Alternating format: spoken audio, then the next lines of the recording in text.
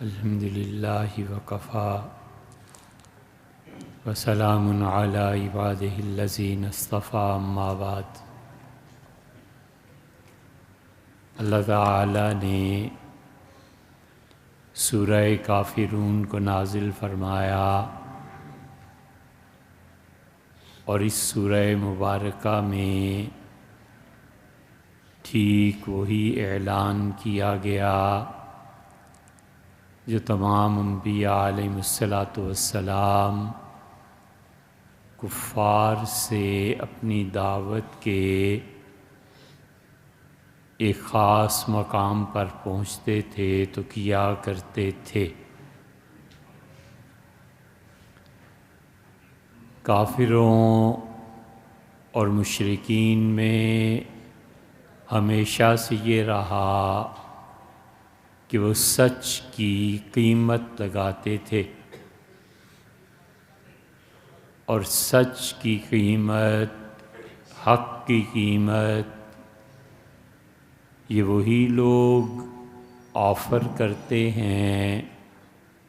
اور اس کے جواب میں وہی لوگ اس سچائی کو بیچنے پہ آمادہ ہوتے ہیں جن کا تعلق اللہ سے نہیں ہوتا۔ اس لیے آج آخری اس سورت کی تشریح کا بیان ہے، اور اس میں دو چیزیں، ایک تو اس کا ترجمہ اور دوسرے اس میں آخری بات جو کہی ہے وہ ہے۔ ترجمہ قل یا ایھا الکافرون، یہ جو قل ہے اس کا مطلب یہ نہیں ہے کہ آپ ایک دو چار آدمیوں پر یہ حقیقت واضح کر دیں، آپ یہ کہہ دیں۔ اس قل کا مطلب یہ ہے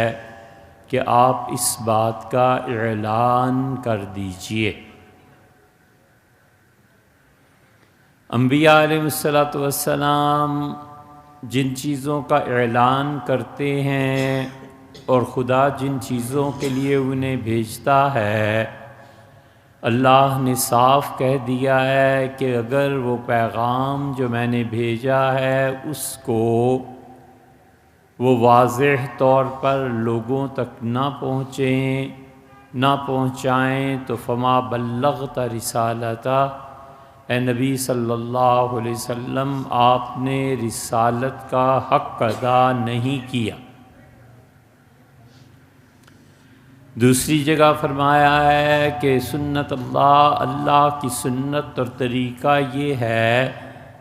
کہ وہ انبیاء علیہ السلام کی طرف وحی بھیجتا ہے، اور وہ پھر تقاضا کرتا ہے کہ جو وحی میں بھیج رہا ہوں میری مخلوق تک اسے پہنچاؤ۔ وَلَا يَخْشَوْنَ عَهْدًا إِلَّا اللَّهَ، اور وہ اللہ کے پیغام کے پہنچانے میں ذرہ برابر اللہ کی مخلوق سے نہیں ڈرتے۔ اسی لیے امیر المومنین ابو تراب سیدنا علی رضی اللہ عنہ کی خلافت کا جو ذکر ہے، اور ہم اہل السنہ اور اہل تشیع میں جو فرق پایا جاتا ہے، وہ کہتے ہیں کہ غدیر خم کے موقع پہ حضور اقدس صلی اللہ علیہ وسلم نے امیر المومنین رضی اللہ عنہ کی خلافت کا اعلان فرما دیا تھا، اور باقی لوگوں نے چونکہ اسے نہیں مانا اور آپ کی وفات کے بعد خاص طور سے کسی اور کی خلافت کا انتخاب کیا تو یہ سب ظلم تھا۔ ہم کہتے ہیں کہ رسول اللہ صلی اللہ علیہ وسلم کو اگر اللہ نے حکم بھیجا تھا کہ آج کھڑے ہو کے اعلان کر دیجئے، تو وہاں پر انصار، مہاجرین، سارے صحابہ کرام رضی اللہ عنہم جمع تھے، اور رسول اللہ صلی اللہ علیہ وسلم پر کوئی گرفت کوئی چیز بھی نہیں تھی، تو صاف اور سادہ لفظوں میں کہہ جاتے کہ میرے بعد خلافت سیدنا علی رضی اللہ عنہ کی ہوگی۔ اتنا بڑا جھگڑا جو امت میں پڑنا تھا، حساس نبی صلی اللہ علیہ وسلم کو ادراک نہیں ہوا کہ میں گول مول بات کر کے اپنی امت کو کس طرح ٹکڑے کر کے جا رہا ہوں۔ تو جو لوگ کہتے ہیں اس دعوے اور موقف کے مدعی اور قائل ہیں، انہیں سوچنا چاہیے کہ وہ کتنی بڑی تہمت حضور صلی اللہ علیہ وسلم پر لگاتے ہیں۔ سیدنا علی رضی اللہ عنہ کی ذہنی سطح، علمی سطح، پھر ان کا تقدیر اور نصیب باقی لوگوں کے مقابلے میں بڑھ گیا تھا، اور اللہ کے فیصلے بھی تھے۔ اب اس سے کون ٹکر لے سکتا تھا؟ اسی لیے سیدنا علی رضی اللہ عنہ کے خلاف جو کچھ ہوا وہ ان سے پہلے 3 خلفاء کے ساتھ نہیں ہوا، جو ان پر ظلم ہوا وہ پہلے 3 کے ساتھ نہیں ہوا رضی اللہ عنہم۔ لیکن یہ اس طرح کی چیزیں کہ نبی گول مول باتیں کر دے اور چھپا دے کسی چیز کو، خود قرآن کہتا ہے کہ وَلَا يَخْشَوْنَهُ أَحَدًا إِلَّا اللَّهَ، اور اللہ کے علاوہ کوئی چیز ان کو خوف اور ڈر میں نہیں ڈال سکتی تھی کہ وہ سچائی کی بات نہ کہہ جاتے۔ صاف ستھرا کلام کہ یہ کرنا ہے یا نہیں کرنا،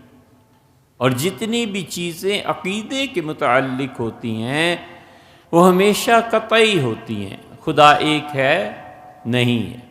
اللہ کے علاوہ معبود ہیں نہیں ہیں، بالکل قطعی چیزیں ہوتی ہیں۔ تو اس لیے یہاں فرمایا کل، یعنی اعلان کر دیجئے۔ اسی لیے قرآن کریم میں دوسری جگہ آیا وَإِن لَّمْ تَفْعَلُوا، اگر آپ نے خدا کی توحید کا اعلان نہ کیا واضح لفظوں میں، لوگوں کو توحید کی دعوت نہ دی، تو آپ فما بلغت رسالتہ، آپ رسالت کا حق نہیں ادا کر پائیں گے۔ آپ صاف لفظوں میں ان لوگوں کو خدا کی توحید اور وحدانیت کے لیے بلائیے۔ اور اسی آیت کریمہ پر اہل تشیع یہ کہتے ہیں کہ اصل میں یہاں پہ مسئلہ یہ تھا کہ اللہ نے کہا سیدنا علی رضی اللہ عنہ کی خلافت کا آپ واضح طور پہ اعلان کیجئے، اور اگر نہیں کریں گے تو آپ نے رسالت کا حق ہی ادا نہیں کیا۔ اور اگر رسول اللہ صلی اللہ علیہ وسلم رسالت کا حق ادا کرنے والے نہیں تھے تو پھر نہ کوئی دین رہ جاتا ہے، نہ کوئی ایمان رہ جاتا ہے، نہ کوئی توحید ہے، نہ خلافت ہے۔ اسی لیے وہ کہتے ہیں کہ خلافت سے زیادہ امامت عزیز ہے، اور ہم کہتے ہیں کہ کیا وہ ایک خاندان تھا جس کو پالنے کے لیے، جس کو بڑھاوے کے لیے رسول اللہ صلی اللہ علیہ وسلم تشریف لائے تھے؟ خلافت اور امامت میں بنیادی طور پہ ہم کہتے ہیں وَأَمْرُهُمْ شُورَىٰ بَيْنَهُمْ، اہل سنہ کہتے ہیں کہ مسلمانوں کی امامت اور مسلمانوں کا امیر وہ ہوگا جو مشورے سے طے پائے گا، قطع نظر اس کے کہ اس آدمی کا نسب کیا ہے۔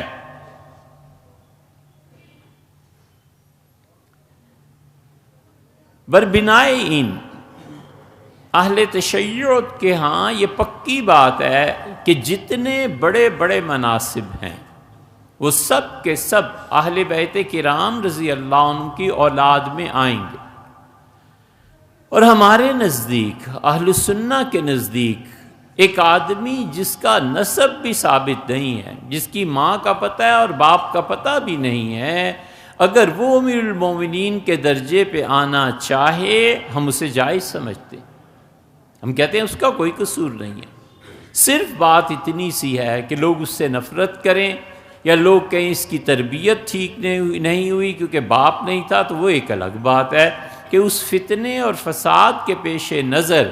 اہل سنہ سے امامت کے درجے پر نہ لائیں، مگر کہیں اتنے باشعور افراد ہوں، اتنے باشعور ہوں کہ وہ جانتے ہوں کہ اس کا کیا قصور ہے۔ کوئی ایسی بات نہیں ہے۔ اسی لیے ہم امامت کے کسی ایک خاندان میں ہونے اور بڑے عہدے پہ ہونے کا کوئی لحاظ نہیں کرتے، جبکہ وہ عام مسجد کی اپنی امامت بھی کسی ایسے شخص کو دینے کو تیار نہیں ہے، کیونکہ ہمارے نزدیک اصول یہ ہے کہ شورا بینہم، ان کے درمیان مشورے سے جو بات طے پا جائے، اور ان کے نزدیک ایک خاص خاندان میں ہونا یہ ضروری۔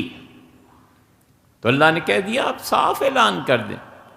کہ میں ہرگز اس کی عبادت نہیں اے کافرو لا اعبد ما تعبدون، میں ہرگز اس کی عبادت نہیں کروں گا جس کی عبادت تم کرتے ہو۔ یہ جو لا اعبد ہے یہ مضارع پر آ رہا ہے۔ صاحب کشاف نے اس کی بڑی اچھی تشریح کی ہے۔ اہل علم کو چاہیے کہ صاحب کشاف کو اس مقام پر وہ پڑھیں۔ وہ کہتے ہیں کہ یہ ہے صیغہ مضارع کا عابدو، اور مضارع عربی میں حال اور مستقبل دونوں کے لیے استعمال ہوتا ہے۔ اس لیے اگر یہ ترجمہ کیا جائے کہ لا عابدو میں ان کی عبادت نہیں کرتا ہوں حال، تو کہتے ہیں کہ مضارع پر لا اس معنی میں نہیں آئے گا۔ لا جب مضارع پہ آئے گا تو وہ مستقبل کو مخصوص کر دے گا کہ لا اعبد ما تعبدون، میں اس کی عبادت نہیں کروں گا جس کی عبادت تم کرتے ہو۔ صاحب کشاف امام تھے عربیت کے، صاحب کشاف کیا کہنے اس کی کشاف کے، ایک ایک نکتہ فصاحت اور بلاغت کا قرآن میں اس نے بحث کی ہے۔ اللہ نے عربیت میں اسے اپنے زمانے میں امامت کا درجہ دیا تھا، اور اہل السنہ کے پکے مخالف، ہم لوگوں کے پکے مخالف، ہر چیز میں عقل، ہر چیز میں عقل، عذاب قبر کا انکار، معراج کا انکار، اس کا انکار، اس کا انکار، ہزار چیزوں کا انکار ہے، لیکن اس کے باوجود اللہ نے علم اتنا دیا تھا کہ اب تک ہم طالب علم اس آدمی کی تفسیر اور اس کے نکات سے بری نہیں ہو سکے۔ اتنا بڑا آدمی تھا، بیت اللہ کا دروازہ اس کے لیے کھولا جاتا تھا، بیت اللہ کے دونوں جوانب پکڑ کے اعلان کرتا تھا اور کہتا تھا او طواف کرنے والو، او اہل السنہ پہ عمل کرنے والو، او گدھو، تمہیں کیا پتہ ہے کتاب و سنت کا، مجھ سے سیکھو۔ یہ اس لیے عرض کر رہے ہیں کہ اہل السنہ کے جو مخالفین ہیں، یہ نہیں کہا جا سکتا کہ سب لوگ جاہل ہی تھے، ان کے پاس بھی علم تھا، اللہ نے دیا تھا۔ ہمیشہ اپنے مخالف کا اپنی رائے کے مخالفت میں رائے کا رائے کے ساتھ ہی مقابلہ ہوتا ہے، علم سے مقابلہ ہوتا ہے، اجتہاد سے مقابلہ ہوتا ہے، اور دلیل کو کاٹتی ہے۔ جہاں دلیل کے مقابلے میں گولی آ جائے تو پھر علم اٹھ جاتا ہے، پھر جس کی طاقت ہو اور جس کا غلبہ ہو۔ اور جب علم کے مقابلے میں گالم گلوچ آ جائے تو پھر اس کا مطلب ہے کہ علم چھٹی کر گیا، اب اس سے زیادہ مولوی صاحب چل نہیں سکتے۔ جب علم سے زیادہ بڑھ کر اس پر تعلیم دی جانے لگے کہ من سب نبیا فاقتلوا، جو حضور صلی اللہ علیہ وسلم کو برا کر دے گردن اڑا دو، اور ایک ہی حل ہے اس کا، اور یہ اور وہ اس قسم کی باتیں کرنے لگیں، تو اس کا مطلب یہ ہے کہ آپ کا ممبر فارغ ہوا علم سے، تعلیم سے اور بات کرنے سے، اور ممبر پر بھی وہی تشدد ہے جو زمانہ جاہلیت میں ہوتا تھا۔ اس لیے یہ ممبر پر بیٹھنا کوئی آسان کام نہیں ہے، یہ حضرت رسالت پناہ صلی اللہ علیہ وسلم کی وراثت میں چلا آ رہا ہے۔ شاہ ولی اللہ رحمۃ اللہ علیہ نے حضور صلی اللہ علیہ وسلم کے ورثاء پر بحث کی ہے، اور انہوں نے کہا ہے کہ حضور صلی اللہ علیہ وسلم کی وراثت میں جو روحانی اور علمی وراثت ہے وہ علماء کے پاس ہے۔ تو اگر اس ممبر سے علم نہ پھیلے اور ممبر پر بیٹھنے والوں کو ذرہ احساس نہ ہو کہ میں نے خدا کو جواب دینا ہے، تو کیا علم اور کیا معلومات اور کیا زندگی کی اصلاح۔ امام مالک رحمۃ اللہ علیہ کہتے تھے کسی نے مسئلہ پوچھا تو انہوں نے فرمایا کہ حضرت جعفر صادق، حضرت زین العابدین کے بیٹے، سیدنا علی رضی اللہ عنہ کے پوتے، اہل تشیع کے جو چوتھے امام تھے، امام باقر رحمۃ اللہ علیہ کے صاحبزادے، امام مالک رحمۃ اللہ علیہ نے فرمایا کہ حضرت نے یہ کہا، ان کا فتویٰ یہ، اور انہوں نے فرمایا لوگوں میں 30 سال اس شخص کی مجلس میں جاتا رہا ہوں، اور 30 سال اہل بیت کرام رضی اللہ عنہ میں حضرت جعفر صادق رحمت اللہ علیہ کو میں نے دیکھا، وہ کبھی بھی عبادت سے میں نے خالی نہیں پایا، یا روزہ رکھا ہوا ہوتا تھا، یا تلاوت کر رہے ہوتے تھے، یا نماز پڑھ رہے ہوتے تھے۔ اور انہوں نے کہا 30 سال امام کے پیچھے جاتا رہا ہوں، ان کے پاس کوئی ایک مجلس ایسی نہیں ہے جس میں انہوں نے علم کی کوئی نئی بات نہ بیان کی۔ کہ ہر مرتبہ نئی بات، ہر مرتبہ نئی بات ہوتی تھی۔ وہ ایسے یعنی سمندر تھے جس کو ڈول خالی نہیں کر سکتے تھے، یہ ہم بتا رہے ہیں اپنے پاس۔ اس لیے اس منبر سے شعور ملنا چاہیے، علم ملنا چاہیے، بحث ہے، تعلیم ہے، اپنے مخالف کی رائے کو سننا ہے، برداشت کرنا ہے، محبت سے بتا دینا ہے کہ حضرت یہ نہیں، یہ ہے اور یہ نہیں ہے۔ پھر کوئی نہ مانے، پھر وہ رویہ ہے جو حضرت ابراہیم علیہ السلام نے کہا، ان کا رب وجنبنی وبنی ان نعبد الاصنام، اللہ مجھے اور میری اولاد کو اس سے محفوظ فرما کہ ہم شرک کریں اور بتوں کی عبادت کریں۔ انہن اضللن کثیرا من الناس، اللہ اس بت پرستی نے بہت قوموں کو گمراہ کر دیا ہے۔ فمن تبعنی، جو تیری توحید میں میرا پیروکار ہو، میرے پیچھے چلے، فإنہ منی، اللہ وہ ہم سے ہے، ہماری جماعت سے ہے۔ ومن عصانی، اور اللہ جو میری بات نہ مانے اور شرک کرے، اللہ تو مغفرت فرمانے والا ہے اور رحم کرنے والا ہے۔ یہ تو نہیں فرما دیا تھا کہ جو میری بات نہ مانے اسے قتل کر دو، رہنے ہی نہ دو۔ یہ صحیح طریقہ انبیاء علیہ السلام، اس لیے کہا کہ میں ہرگز اس کی عبادت نہیں کروں گا جس کی عبادت تم کرتے ہو۔ صاحب کشاف نے اس پہ بڑا اچھا لکھا ہے، اہل سنہ کے خلاف تو ہے، لیکن عربیت میں امام، اہل تشیع میں رضی امام ہے۔ رضی اتنا بڑا آدمی ہے کہ تمام تر شیعت کے باوجود اب تک ہم اس کی کتابوں کو پڑھتے ہیں، پڑھاتے ہیں۔ میں اس کی بہت تعریف لوگوں سے کہتا ہوں، رضی کو پڑھو، تمہیں پتہ چلے کہ اللہ کی کتاب میں کیا کیا نکات ہیں۔ وہ لینگوسٹک ہے، لینگویج کا معاملہ ہے۔ ایک آدمی بہت اچھی انگلش جانتا ہے تو اس کا کیا مطلب ہوا کہ وہ کوئی سنی ہو گیا ہے، وہ کوئی مسلمان، وہ کافر بھی ہو، اور کافر بہت اچھی بھی جانتے ہیں۔ اس لیے کسی کے بھی موجود فضائل کا انکار کرنا سوائے اس کے کچھ نہیں ہے کہ وہ آدمی دوپہر کی روشنی میں سورج کا انکار کرے، اپنے اندھے ہونے کا ثبوت دے، یا اس کی عقل پہ ماتم کیا جا سکتا۔ تو کشاف معتزلی ہے، اس کے باوجود ترجمہ زبردست کیا، لا اعبد ما تعبدون، اس کا مستقبل ہے، ولا انتم عابدون ما اعبد، اور تم اس کی عبادت کرنے سے رہے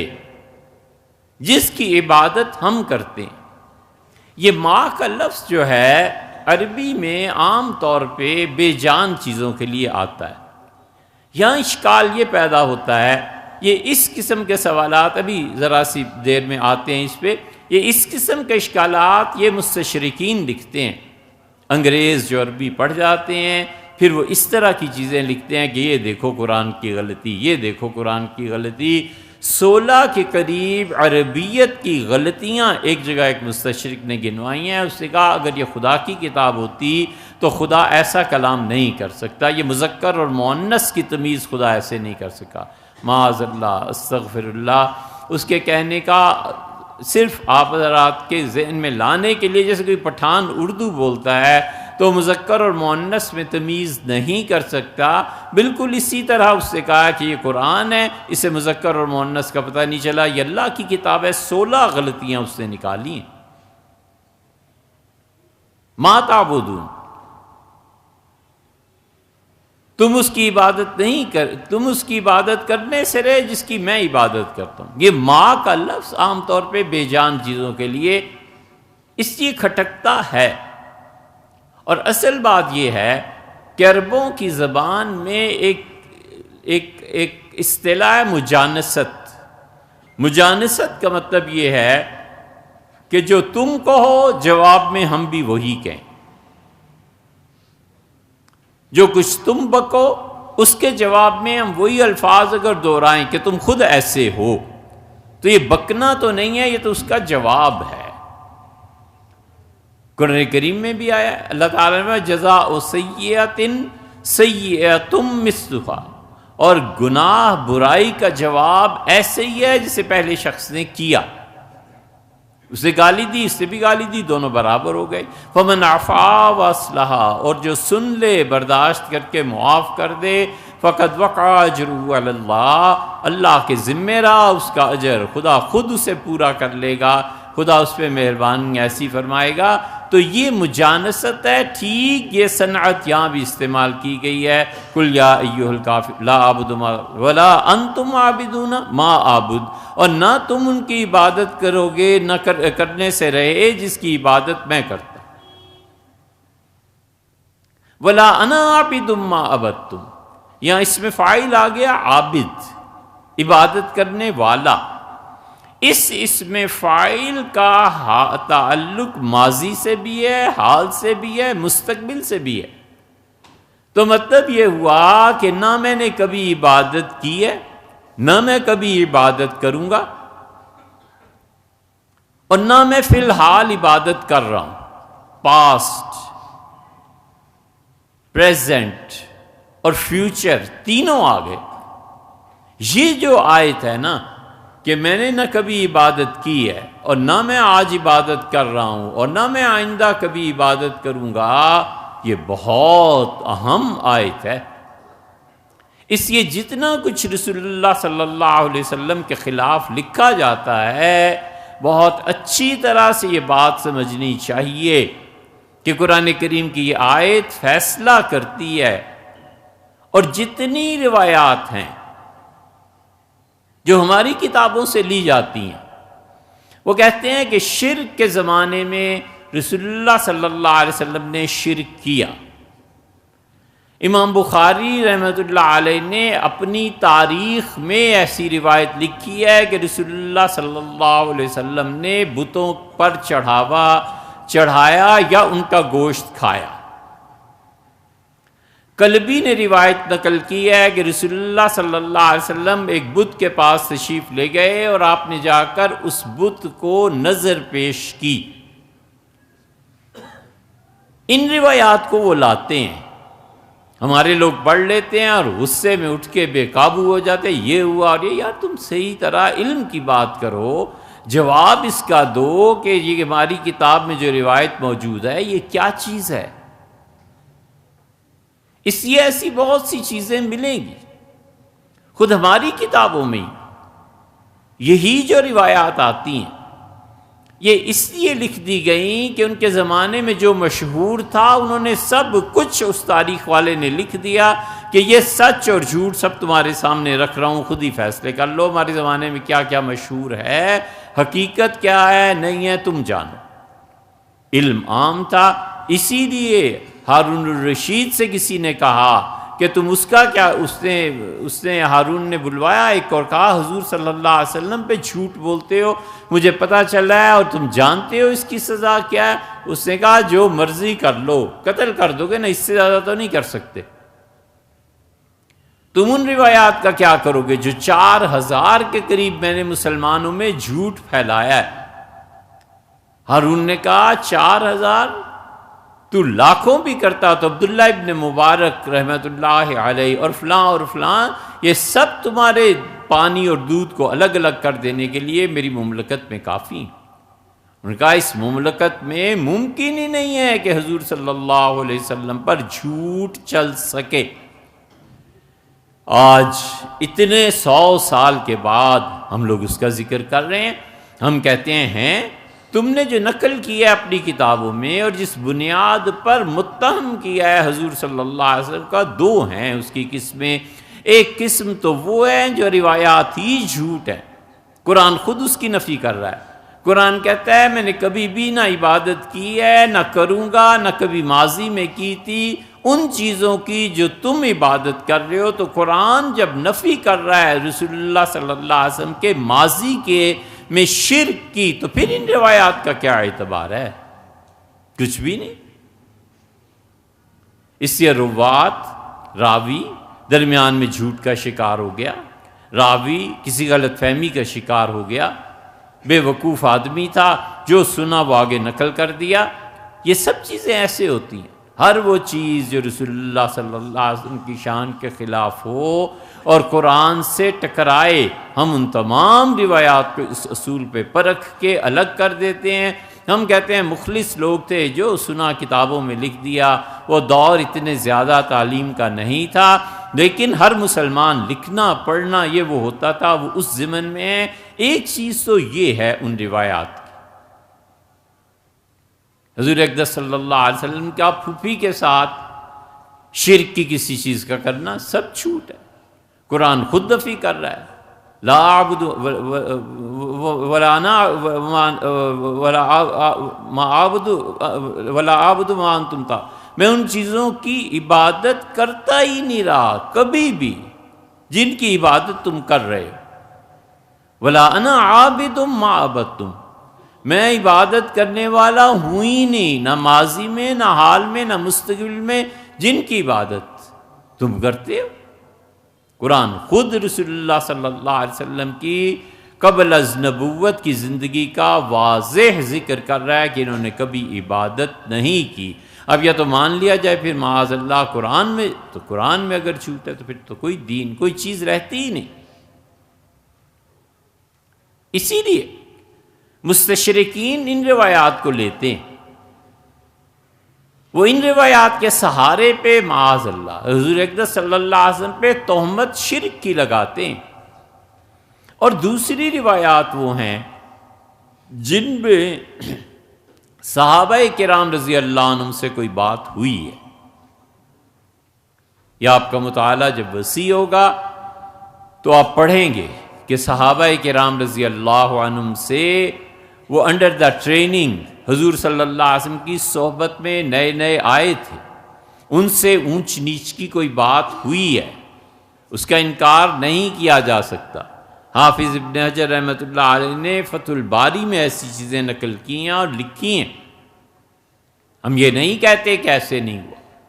ہم کہتے ہیں ایسے ہوا ہے، اس لیے کہ زمانہ جاہلیت ختم ہوا تھا، وہ شخص ابھی اسلام میں داخل ہوا تھا اور اس سے یہ حرکت سرزد ہو گئی، اسے پوری طرح اسلام کے مزاج نے رنگا نہیں تھا، چند ماہ پہلے تو مسلمان ہوا ہے، چند مہینوں میں اس کی ساری عادتیں کیسے بدل سکتی تھیں۔ ایک یہ کریڈٹ اس کو جاتا ہے اگرچہ وہ بات غلط ہے، اور دوسری یہ کہ رسول اللہ صلی اللہ علیہ وسلم نے اس کو سنا،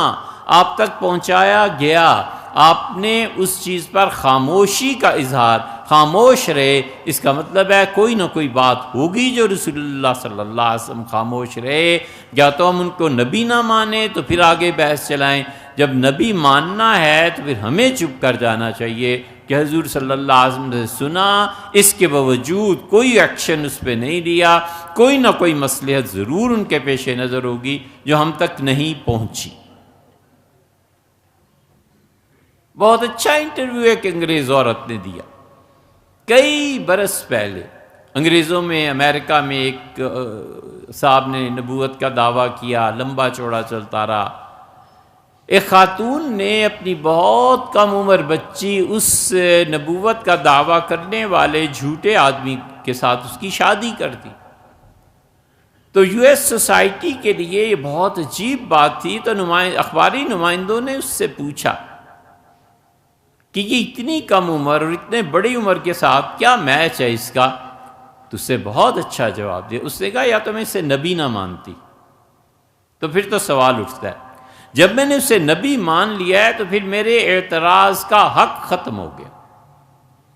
یا تو ہم رسول اللہ صلی اللہ علیہ وسلم کو خدا کا رسول نہ مانیں،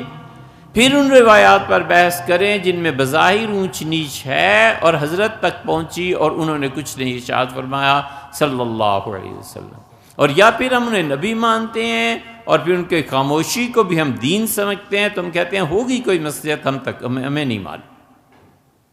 باپ ہے، دادا ہے، سارے بچے کہتے ہیں کہ یہ فیصلہ ٹھیک نہیں ہے، منہ پہ کوئی نہیں جا کے کہہ سکتا، اس لیے کہ ان کا روب، ادب، عزت، احترام، بہت سی چیزیں موانع آ جاتی ہیں۔ آدمی کہتا ہے بڑوں نے فیصلہ کیا، میں کیا کر سکتا، والدہ نے رشتہ کر دیا ہے، نباہ کرنا ہے، اس کا حل صرف یہی رہ گیا ہے کہ میں طلاق دے دوں، یہ تو نہیں ہو سکتا، مانگنے تو میری ماں ہی گئی تھی نا، تو ماں کا مانگ کے لانا، اس کی بھی کوئی عزت اور ویلیو ہے یا نہیں؟ مگر یہ سب سمجھ میں آتی ہیں جب کوئی تہذیب اور کسی گھرانے میں شائستگی اور کوئی چھوٹا بڑا ہو نہ ہو تو پھر کچھ بھی سمجھ میں نہیں آتا۔ اس لیے قرآن نے مکمل طور پر نفی کر دی کہ جن چیزوں کی تم عبادت کرتے ہو نہ میں نے پہلے کبھی عبادت کی، نہ آج عبادت کر رہا ہوں، اور نہ ہی مستقبل میں کبھی بھی میں عبادت کروں گا۔ اس لیے رسول اللہ صلی اللہ علیہ وسلم اتنے حساس تھے اللہ کی توحید کے معاملے میں کہ انہوں نے ٹھیک وہی راہ اپنائی جو راہ ان سے پہلے انبیاء علیہ الصلوۃ والسلام نے خدا کی وحدانیت کے بارے میں اپنائی تھی۔ وفات سے پہلے بھی بار بار فرمایا کہ دیکھو نماز کا خیال کرنا، جو باندیاں اور غلام ہیں ان کے حقوق پورے کرتے رہنا، اور دیکھو اس جزیرہ